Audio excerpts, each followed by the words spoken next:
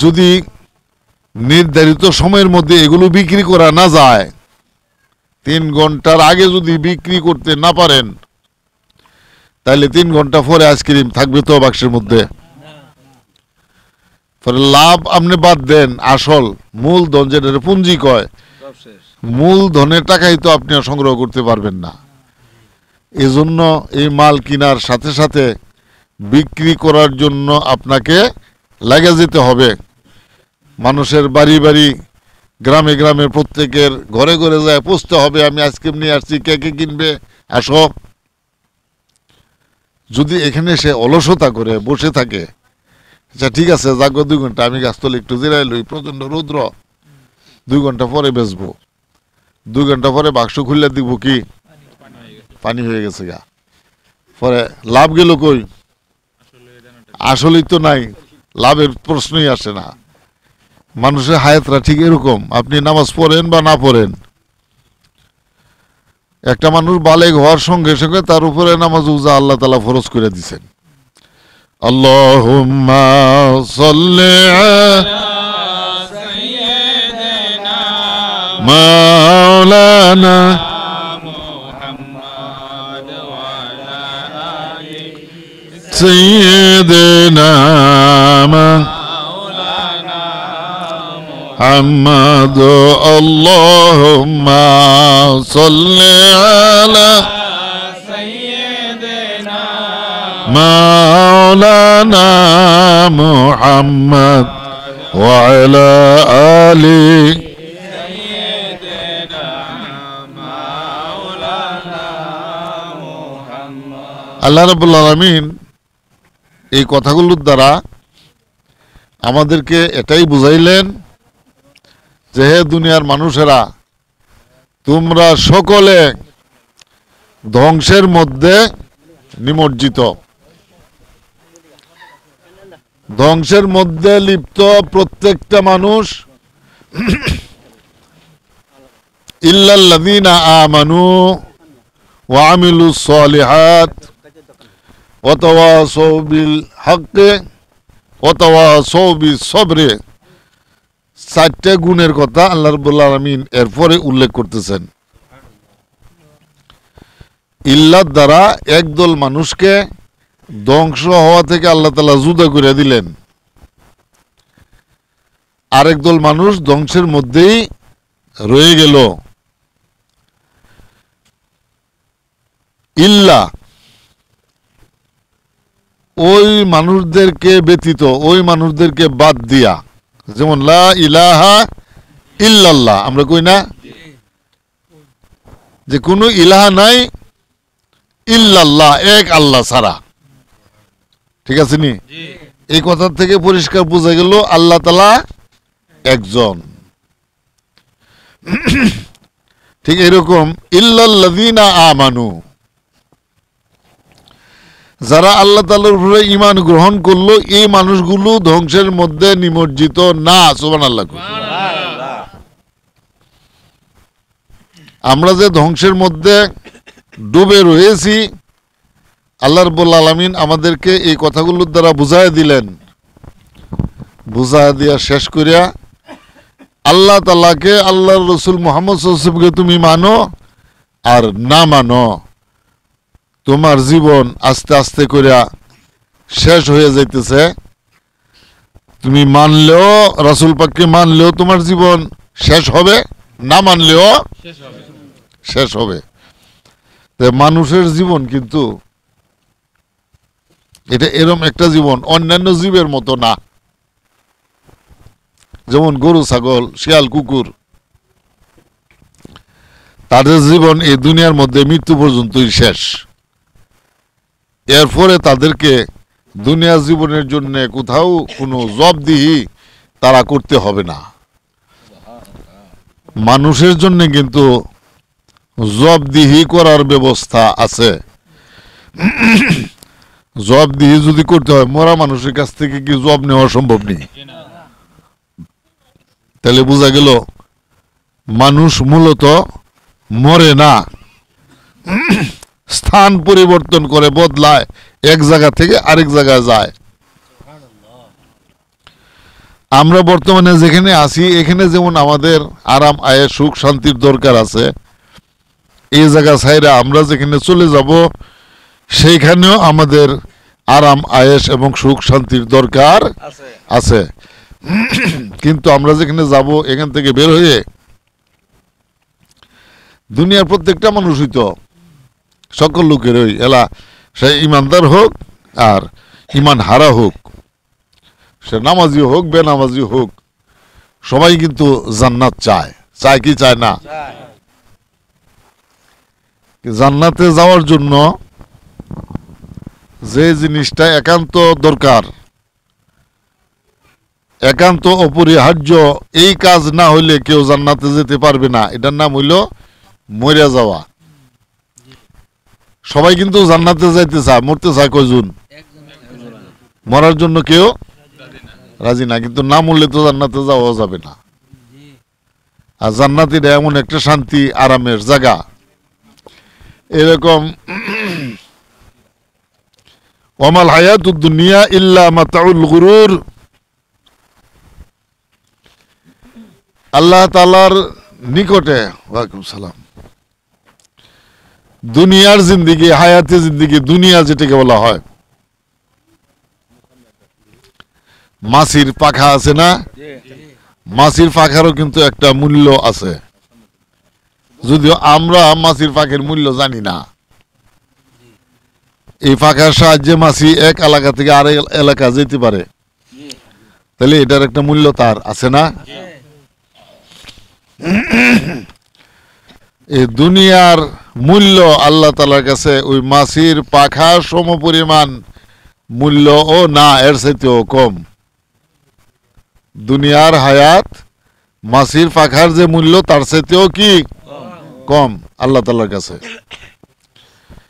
কিন্তু দুনিয়ার পরবর্তী জীবনে মানুষের জন্য মহা মূল্যবান শান্তি, সুখ, আরাম, এগুলো মুমিন লোকদের জন্য অপেক্ষা করতেছে। এখন ওই চিরস্থায়ী শান্তি লাভ করার জন্য আগে মরতে হবে।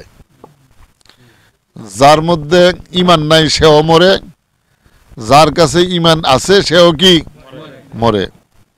ঈমান যার কাছে নাই, মরার সাথে সাথে তার দুনিয়া শেষ, রইল কিছু দুনিয়াতে আরো। ঈমান যেহেতু নাই, এই কারণে মরার পরে তার আখিরাতও শেষ, আখিরাতেও তার জন্য আর কোনো অংশ থাকলো না। আখিরাতের অংশ রইল শুধু ঈমানদারদের জন্য। ঈমানদারদের সঙ্গে আল্লাহ তাআলা আরো কিছু কথা যোগ করে দিয়েছেন, ওয়া আমিলুস সালিহাত, এবং যারা সৎ কাজ করলো, ভালো কাজ করলো, আল্লাহর হুকুমের পালন করলো,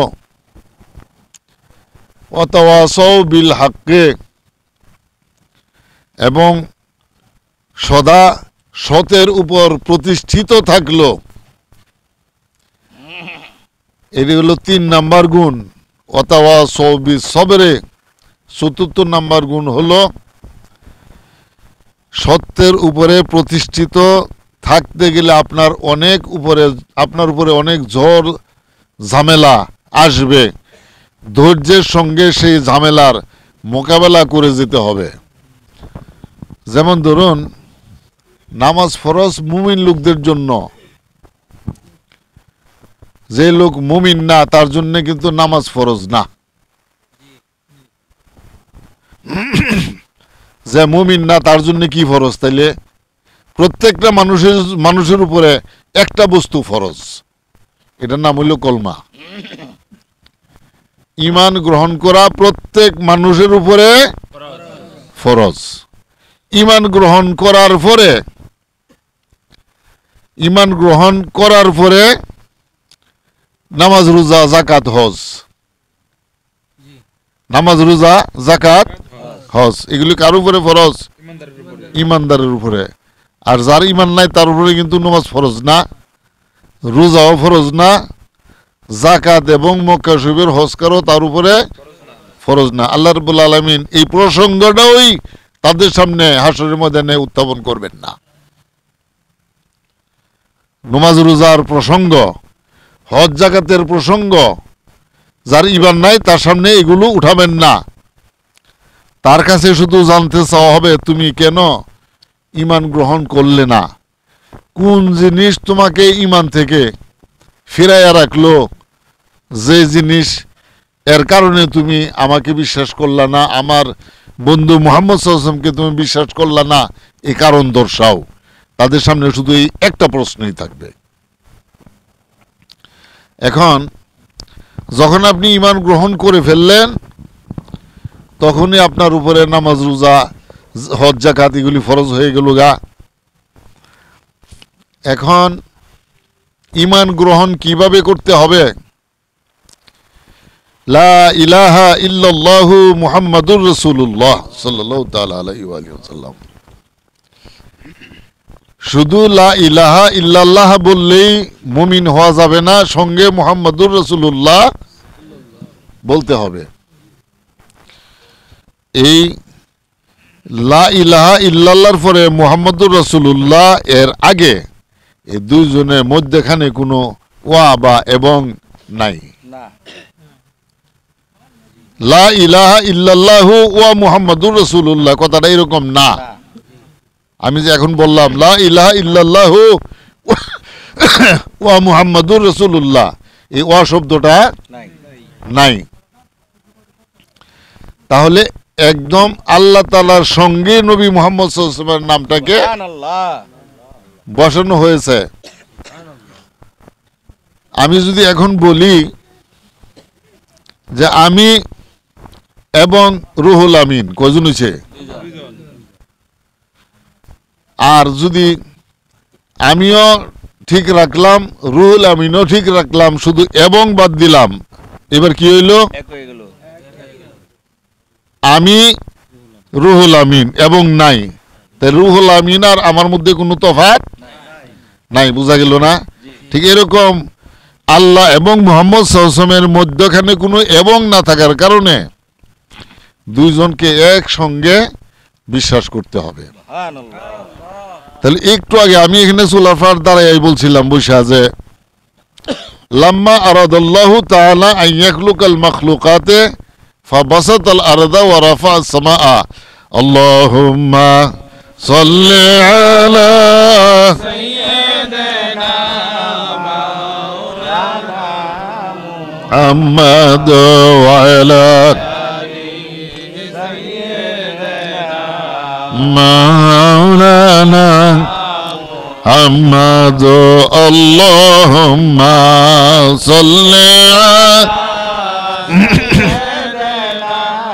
মাওলানা মুহাম্মাদ ওয়া আলা সাইয়্যিদিনা মাওলানা মুহাম্মাদ লাম্মা আরাদাল্লাহু তাআলা আন ইয়াখলুকাল মাখলুকাত ফাবাসাতাল আরদা ওয়া রাফা'আস সামাআ ওয়া কাবাযা কাবযাতাম মিন নূরিহি ওয়া ক্বালা লাহা কুনি মুহাম্মাদান ফাসারাত আমুদাম মিন নূরিহি ফাআলা। সুবহানাল্লাহ। আল্লাহ রাব্বুল আলামিন যখন ইচ্ছা করলেন সৃষ্টি কোনো কিছু তিনি সৃষ্টি করবেন, আকাশ ও পৃথিবী সৃষ্টি করলেন এবং কাবযাতা মিন নূরিহি, এখানে হি শব্দের অর্থ হলো আল্লাহ। আল্লাহ তাআলা নিজের নূরের অংশকে আল্লাহ তাআলা ধরলেন। ওয়াকালা লাহা কুনি মুহাম্মাদান, এবং সেই নূরকে আল্লাহ রাব্বুল আলামিন বললেন কুনি, হয়ে যাও তুমি মুহাম্মাদান, হে মুহাম্মদ সাল্লাল্লাহু আলাইহি ওয়াসাল্লাম। ফাসারাত আমুদাম মিন নূরিহি ফাআলা। আল্লাহ রাব্বুল আলামিন এই কথা বলার সঙ্গে সঙ্গে আল্লাহর নূরের একখানা স্তম্ভ হয়ে গেল ফাআলা, এবং সেই নূরের স্তম্ভ অত্যন্ত উঁচু হলো। উঁচু হইতে হইতে তার উচ্চতা এত বেশি লাভ করলো যে হাত্তান্তাহা ইলা হুজুবিল আজমাতে। সুবহানাল্লাহ। আরশে মুআল্লার উচ্চ মর্যাদাশালী পর্দা পর্যন্ত এই নূরে মুহাম্মাদির স্তম্ভ খুঁটি উচ্চতা লাভ করলো। এই পর্যন্ত উচ্চতা লাভ করার পর ওয়া সাজাদা, এবং সেই নূরে মুহাম্মদি আল্লাহ রাব্বুল আলামিনকে সিজদা করলেন। ওয়াকালা লাহা ওয়াকালা ফি সুজুদিহি আলহামদুলিল্লাহ, এবং ওই সেজদারত অবস্থায় এই নূরে মুহাম্মদী সাল্লাল্লাহু তাআলা আলাইহি ওয়া আলিহি ওয়াসাল্লাম আল্লাহ রাব্বুল আলামিনের প্রশংসা করলেন। সকল প্রশংসা আল্লাহর। এখন আল্লাহ তাআলার সঙ্গে সঙ্গেই নবী মুহাম্মদ সাল্লাল্লাহু আলাইহি ওয়াসাল্লামকে বিশ্বাস করতে হবে। দুইটা বিশ্বাস কিন্তু এক। আপনি শুধু যদি লা ইলাহা ইল্লাল্লাহ বলেন, আপনি মুমিন হইতে পারবেন না যতক্ষণ মুহাম্মদুর রাসূলুল্লাহ উচ্চারণ না করবেন।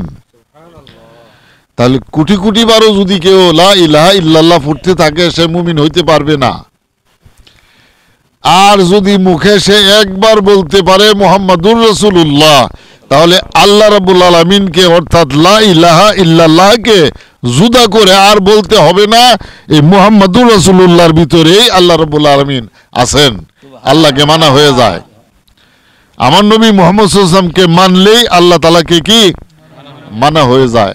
তাহলে আমার নবী মুহাম্মদ সাল্লাল্লাহু আলাইহি ওয়াসাল্লামকে মানতে হবে কিভাবে? তিনি মাটির তৈরি মানুষ, এইভাবে? তাহলে তাকে মানতে হবে কি তিনি নূরের সৃষ্টি মানুষ, মাটির তৈরি মানুষ না, তিনি নূরের সৃষ্টি মানুষ। এইভাবে আমার হুজুর পাককে মানতে হবে।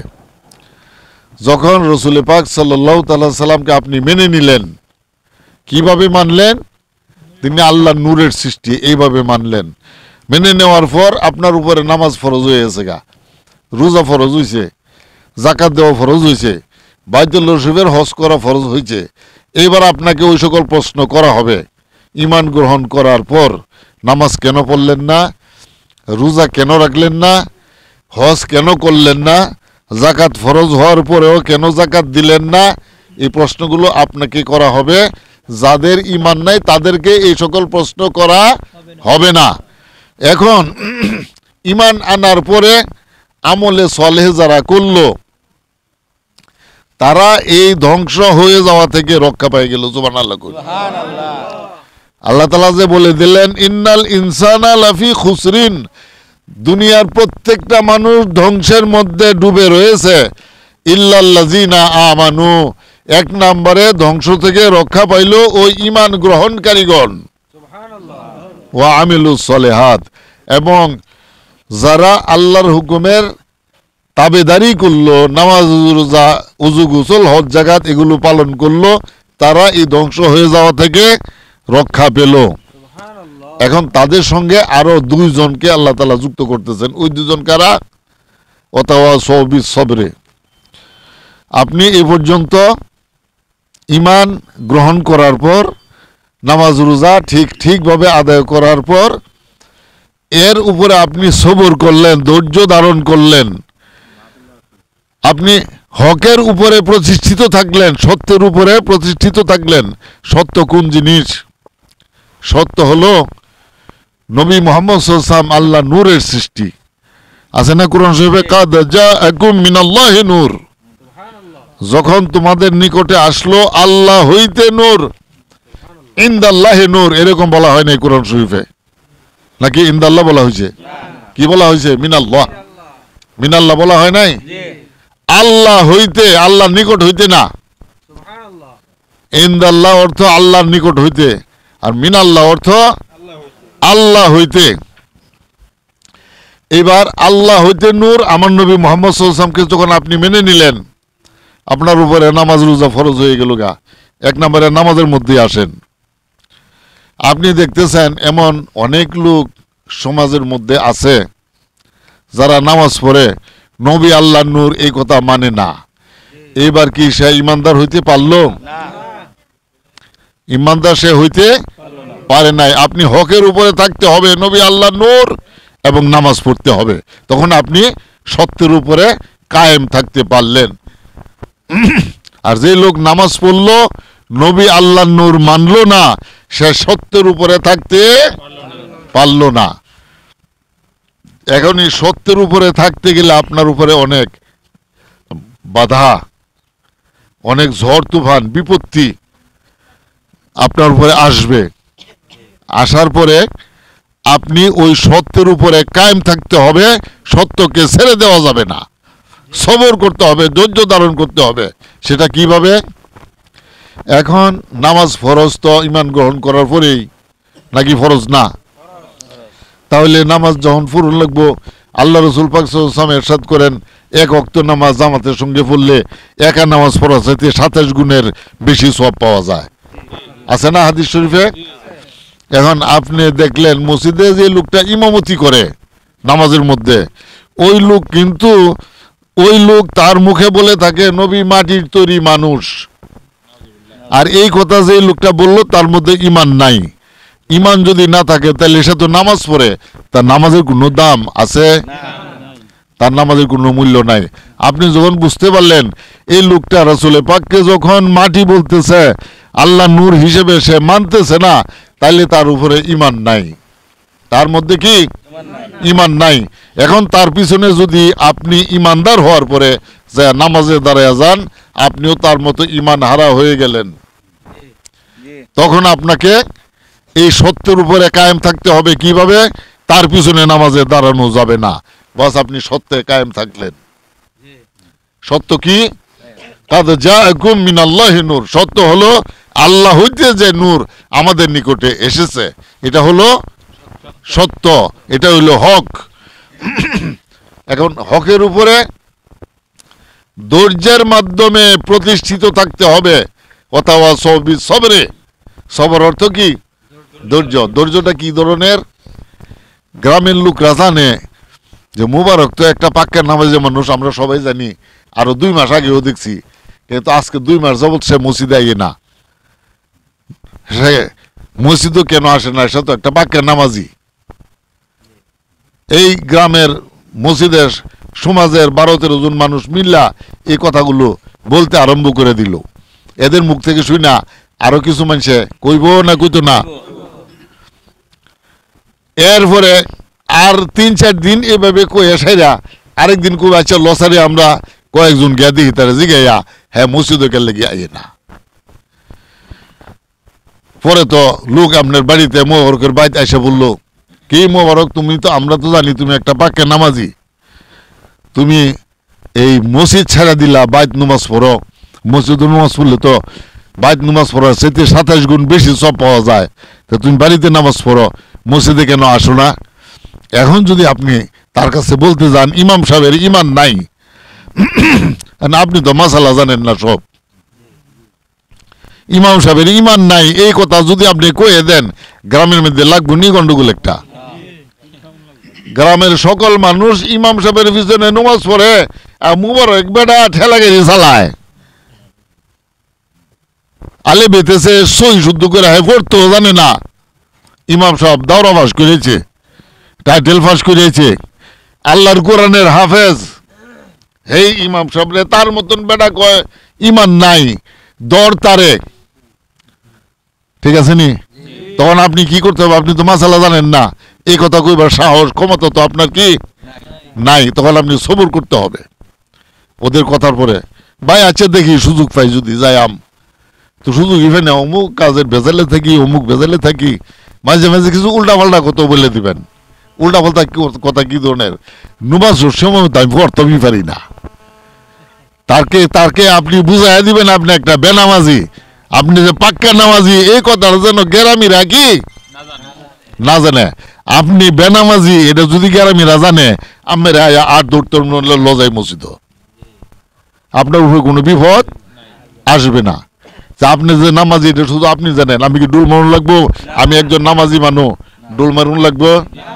নিজের ইমান রক্ষা করতে চাইলে নিজের ইবাদতকে গোপন রাখতে হবে, নিজের ইমান রক্ষা করতে চাইলে ইমানকেও কি গোপন করতে হবে। ইমাম সাহেবের ইমান নাই এই কথা বলার যোগ্যতা যদি আপনার মধ্যে থাকে, সেটা হলো ভিন্ন কথা। গ্রামের সকল ইমানদারের এই যোগ্যতা নাই, বলতে পারবে না। বললে দলিল চাবে, দলিল দিতে পারবে না। দলিল দিতে না পারার কারণে কি আপনি এখন ইমান হারা হইয়া যাবেন তাদের দলের মধ্যে ভর্তি হইয়া, আর সবর আপনি করতে পারলেন না। আল্লাহ রাব্বুল আলামিন বলতেছেন যারা সত্যের উপরে সবর করলো, ইমান হারা ইমামের পিছনে নামাজে দাঁড়াইলো না, শুধু এই মানুষগুলোকে বাদ দিয়া দুনিয়ার সকল মানুষ ধ্বংসের মধ্যে নিমজ্জিত। ওই ধ্বংস থেকে রক্ষা পাই গেল এই 4টা গুণ যাদের মধ্যে আছে।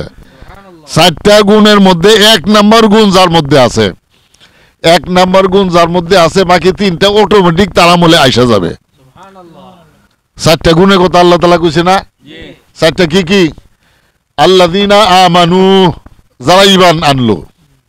তো 1 নম্বরে তো ঈমান আনলাম নবী আল্লাহর নূর, এই তো ঈমান আননা ফেলাইলাম। নবী আল্লাহর নূর এই কথার বিশ্বাস যার মধ্যে আছে সে বেনামাজি থাকতে পারে না, নাকি থাকতে পারবে? সে নবী আল্লাহর নূর এই বিশ্বাস যার ভিতরে আছে সে বেনামাজি বেরোজাই হইতে পারে না। বেনামাজি বেরোজাই যদি সে না হয় তাহলে সে সত্য প্রকাশ করতে দ্বিধাবোধ করে না। সত্যের উপরে প্রতিষ্ঠিত থাকার জন্য সে যাবতীয় অত্যাচার নির্যাতনকে সহ্য করার ক্ষমতাও তার আছে। এটার নাম সবর। এই অবস্থার মধ্যে সবর করতে হবে। ওদের পিছনে নামাজে দাঁড়ানো যাবে না, আপনি একাই আপনার নামাজ পড়তে হবে। দরকার হয় সমাজে তারা বাইর করে দিব, মরে গেলে কবর খুঁজতো না, দাফন করতো না। আরে মিয়া, আপনাকে দাফন আর জানাজা দেওয়ার লোকের এই দেশও অভাব নাই। আল্লাহুম্মা সাল্লি আলা মাওলানা মুহাম্মদ ওয়া আলা মাওলানা মুহাম্মদ। আল্লাহুম্মা সাল্লি মাওলানা মুহাম্মদ ওয়া আলা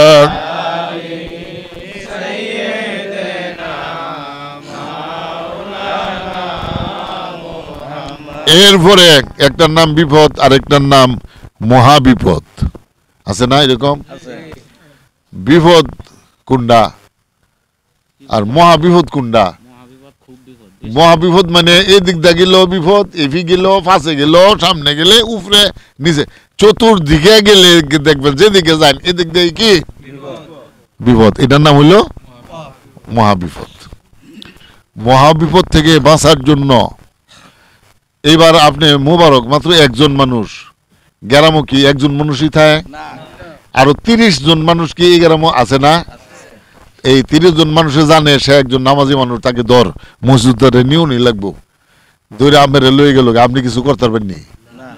দৈরা আতো ফাও দৈরা আঙ্গে কান দৈরা মসজিদ না ফালাই দিলে আপনি মসজিদে বাড়ি আয় করতে পারবেন? নামাজও কারণ লাগতো না। এখন বাঁচার ব্যবস্থা হইল আপনি উজু করে মসজিদে ঢুকবেন, ওরা যদি আপনাকে মসজিদ মধ্যে নিতেই পারে কি করতে হবে? উজু করিয়া মসজিদে ঢুকতে হবে। মসজিদে ঢুকা ওদের সঙ্গে, ওদের ইমামের সঙ্গে নামাজের অভিনয় করবেন। নামাজের অভিনয় করলে মানুষ কাফের হয় না, বেঈমান হয় না। উজু যদি থাকে নামাজের অভিনয় করলে মানুষ কি খারাপ হয় না? নামাজের অভিনয় কি? আমি সেজদা দিলাম, আমার যদি উজু থাকে আমি সেজদা দিতে আমার কোনো অসুবিধা আছে? আচ্ছা, নামাজের দ্বারাই কিন্তু একটা কথা বলতে হয়, ইক্তেদাউ বিহাযাল ইমাম, কোন লাগেনি? কোন লাগে না? আর আমি না কইলেও তো ইমামের পিছনে দাঁড়ায় গেছেন, ঠিক আছে নি?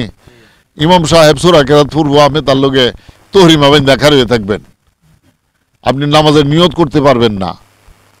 সে সূরা ফাতিহা করে বলা দোয়া লিন কইছে, আমি আমিন বলার দরকার নাই। কথা বুঝতে পারতেছেন? দরকার নাই আপনাকে আমিন বলার। সে যখন রুকুতে যাবে আপনি তার সঙ্গে রুকুতে যান, এটা নামাজের অভিনয়। কারণ ওযু থাকলে নামাজের অভিনয় করলে গুনাহ হয় না। ওযু ছাড়া মুমিন লোক সিজদা করলে কি হয়? কাফের হয়। কোন মুমিন লোক যদি ওযুবিহীন সিজদা করে সে কি হয়? কাফের হয়। তবে সুন্দরভাবে খেয়াল রাখতে হবে যেন ওযু থাকে, বেওযু যেন আপনি না হন। সে যখন রুকুতে যাবে আপনি তার সঙ্গে নামাজের মধ্যে রুকুর অভিনয় করিয়া হাঁটুর মধ্যে দইরা নিচু হইয়া থাকবেন, সুবহানা রাব্বিল আযীম সে পড়বে, আপনার পড়ার দরকার নাই। আর পড়লে পড়তারেন, গুনাহ হইতো না, গুনাহ হবে না। আর পড়লেও কোনো ক্ষতি নাই, না পড়লেও কি আপনার কোনো ক্ষতি নাই, কারণ আপনি তো আসেন অভিনয় করবার, নামাজ পড়ার তো আসেন নাই, ঠিক আছে নি? সে সামি আল্লাহু লিমান হামিদা কইয়া খার হইছে, রব্বানা লাকাল হামদ, মুক্তাদিরা কোন লাগবো নি?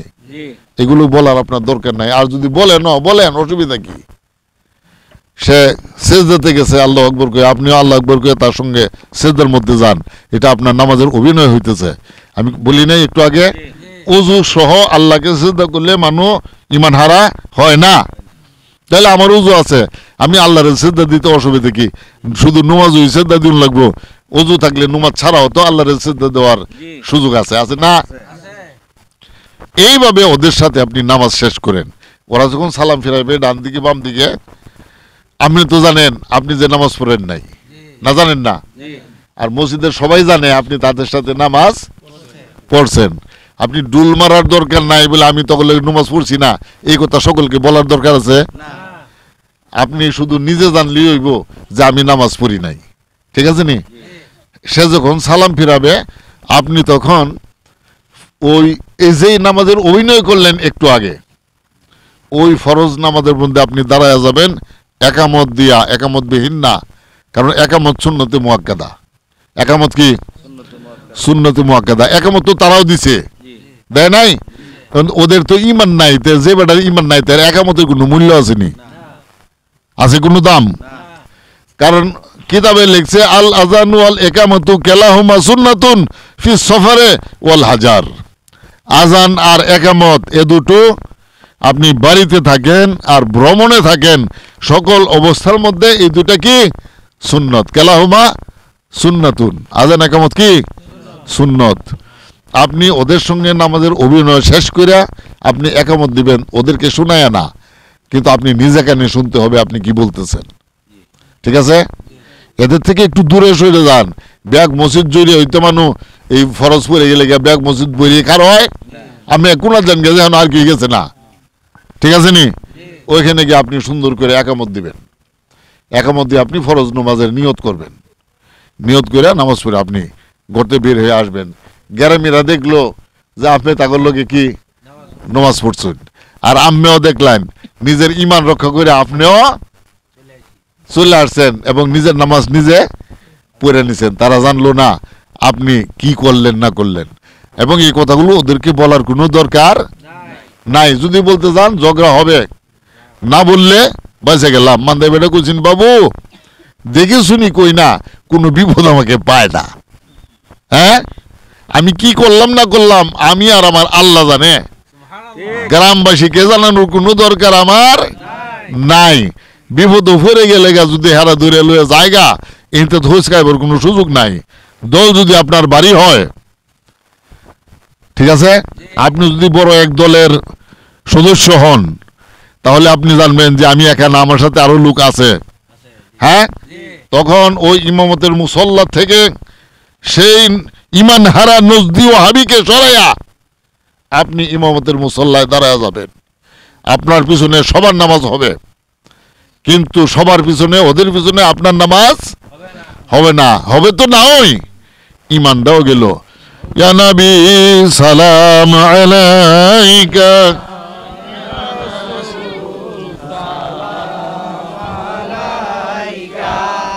ইয়া হাবিব সালাম আলাইকা, সালাম। والعاقبة للمتقين، الصلاة والسلام على من كان نبيا وآدم بين الماء والطين. أعوذ بالله من الشيطان الرجيم. بسم الله الرحمن الرحيم. والعصر إن الإنسان لفي خسر إلا الذين آمنوا وعملوا الصالحات وتواصوا بالحق وتواصوا بالصبر.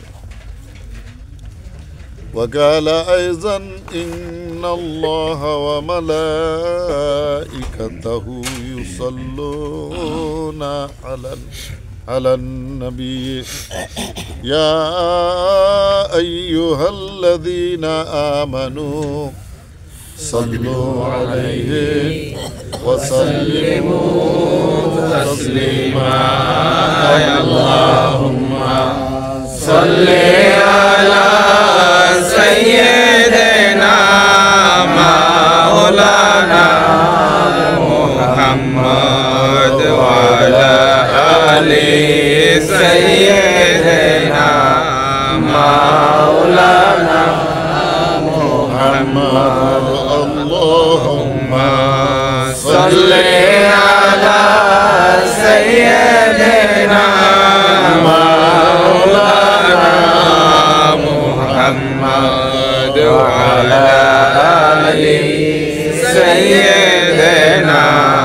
مولانا محمد اللهم صل على سيدنا مولانا محمد وعلى آل سيدنا مولانا محمد أما بعد محترم حاضرين السلام عليكم ورحمة الله تعالى وبركاته কোরআন মাজিদ থেকে আমি ছোট্টখানা সূরা আপনাদের সামনে তেলাওয়াত করেছি। এই সূরা আমার জানা মতে সকল মুমিনগণ এর জানা থাকার কথা। এই সূরা আল্লাহ রাব্বুল আলামিন কই দাও তাই দুর্বের দক্ষিণে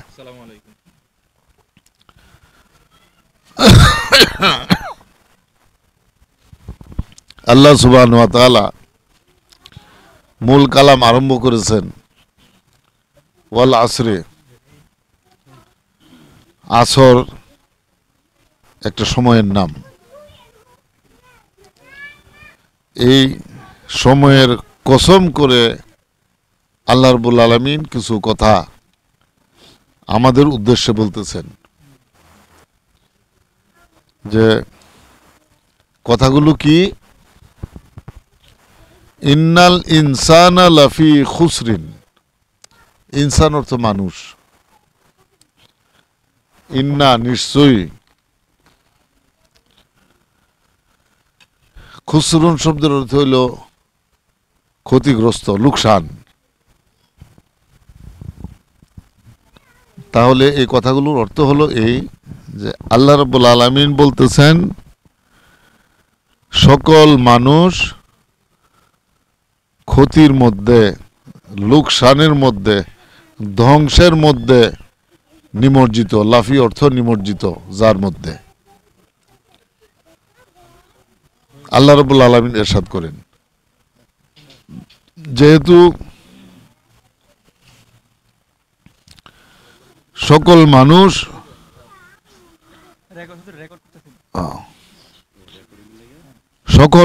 ক্ষতির মধ্যে নিমজ্জিত,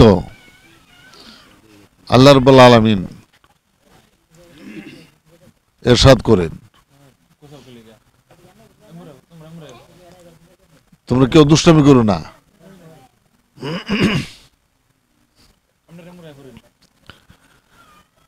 সকল মানুষ ক্ষতির মধ্যে নিমজ্জিত।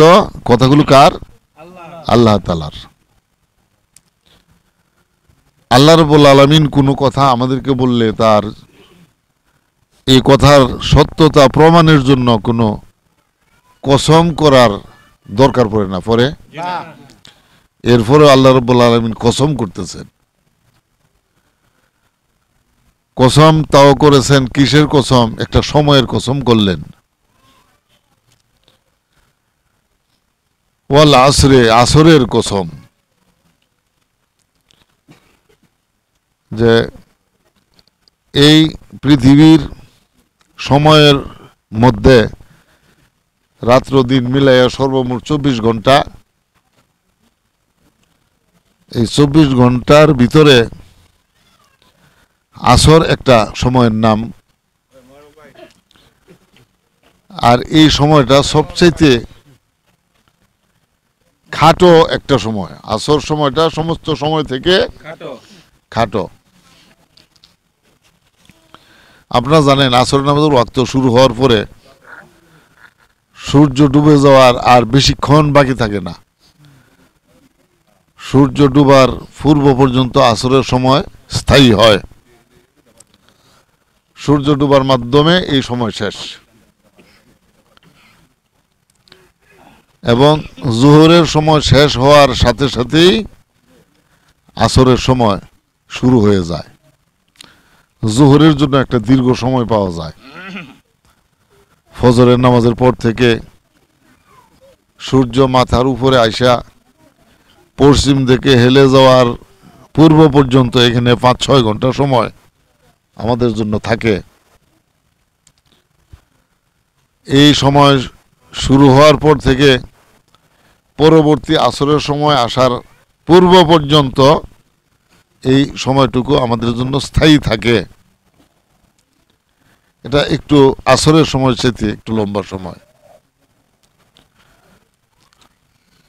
গুজাশতা জামানা ফেরাতা নিহি, জামানা অর্থ সময়, কাল। সময় যেটা একবার চলে গেল এটা আর কোনোদিন ঘুরে আসবে না। সাহিত্যিক এই কথাটি বুঝাইছেন। আল্লাহ রাব্বুল আলামিন এজন্য আমাদেরকে বোঝানোর জন্য সময়টাকেই বেছে নিলেন। প্রত্যেকটা মানুষ ক্ষতিগ্রস্তের মধ্যে নিমজ্জিত, আর এই ক্ষতির মধ্যে মানুষকে ফেলে দিয়েছে এই সময়গুলো। কারণ সময় যেটা পার হয়ে যাইতেছে এটা আর ঘুরিয়া আসবে না। এইভাবে একটা নির্দিষ্ট সময় দিয়া কিন্তু আল্লাহ তাআলা দুনিয়ার মধ্যে মানুষ পাঠাইয়াছেন, প্রেরণ করেছেন। প্রত্যেকটা মানুষের 70 বছর, 90 বছর, 60 বছর, 100 বছর পর্যন্ত হায়াত আল্লাহ তাআলা নির্ধারণ করে দিয়া তারপরে দুনিয়াতে মানুষ পাঠাইছেন। এখন যার জন্য নির্ধারিত 100 বছরের সময় আল্লাহ তাআলা দিয়া দিলেন, তার জীবন থেকে যখন 2 ঘন্টা গেল গা, তাহলে 100 বছরতে 2 ঘন্টা কমলো নি? এই যে 2 ঘন্টা সময় তার কমে গেল, এই সময় আর কোনোদিন তার জন্য ঘুরে আসবে না। এখন 100 বছর থেকে 2 ঘন্টা আগে তার ইন্তেকাল করতে হবে, যেহেতু 2 ঘন্টা সময় তার জীবন থেকে কি হইলো, চলে গেল, পার হয়ে গেল। ঠিক এইভাবে যাইতে যাইতে জীবন যখন মানুষের শেষ হয়ে যাবে, সর্বশেষ সময়টা হলো আসরের সময়। এটা হলো আপনার মানুষের মৃত্যুর পূর্বের মুহূর্ত, বার্ধক্যের সময়। ওই সময়ের মধ্যে, এই অল্প সময়ের মধ্যে যে কোনো কাজ আপনি আরম্ভ করেন, কাজ আপনার শেষ হবে না, সময় চলে যাবে, রাত্র আইসা যাবে। রাত্র হয়ে গেলে গা আপনার এই কাজ আর হবে না। এজন্য আল্লাহ রাব্বুল আলামিন সময়ের কসম করেছেন। সময় মানুষকে ধ্বংসের মধ্যে, ক্ষতিগ্রস্তের মধ্যে ফেলে দিয়েছে। এই সূরা প্রসঙ্গে হযরত ইমাম শাফি রাদিয়াল্লাহু আনহু একটা উদাহরণ পেশ করলেন এক ব্যবসায়ীর সঙ্গে। যেমন ধরুন, এই যে গ্রামে হাইটা এক শ্রেণীর মানুষে বাক্সর ভিতরে বইরা আইসক্রিম বেচে না? এই আইসক্রিমগুলোর একটা মেয়াদ আছে। 3 ঘন্টা, 5 ঘন্টা, 2 ঘন্টা, 4 ঘন্টার পরে আর আইসক্রিম থাকবে না। এগুলো কি হবে? পানি হইয়া শেষ হয়ে যাবে। এই আইসক্রিমের ব্যবসা যারা করে, তারা এটা হিসেব করে ওই এই মালগুলো কিনে আনে, এবং যেই পরিমাণ মাল সে 3 ঘন্টার মধ্যে বিক্রি শেষ করতে পারবে, এর বেশি সে কিনে না। কারণ 3 ঘন্টা পরে আর মাল তার একটাও থাকবে না। 500 আইসক্রিম যদি থাকে, 3 ঘন্টা পরে 500 আইসক্রিম ধরেই পানি। কিনে আনতে তো টাকা লাগছে। এই মূলধন, আপনার এই 500 আইসক্রিম কিনতে যে টাকা লাগছে, এটাকে বলা হয় কি? মূলধন বা পুঁজি। এই মূলধন উঠায় আসার পরে আপনার লাভ না, লাভ হইলে পরে ওই লাভের টাকা দিয়া চাল, ডাল, মরিচ, মাছ এগুলো আপনি কিনে নেবেন।